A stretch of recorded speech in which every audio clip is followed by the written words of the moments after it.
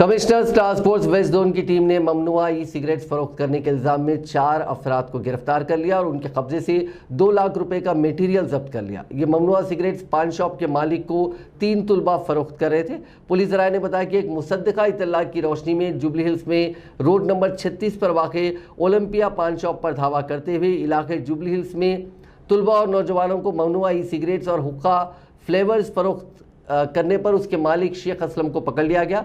असलम को ममनुआ सिगरेट्स फरोख्त करने वाले 3 तुलबा 19 साला राहिल खान, साकिन दीवान देवड़ी 21 साला ऋषि अग्रवाल, साकिन अत्तापुर 21 साला एस अग्रवाल, साकिन उप्पल को गिरफ्तार कर लिया गया। जबकि इस केस में 35 साला मोहम्मद शोएब, साकिन मुगलपुरा और दीगर फरार बताए गए हैं।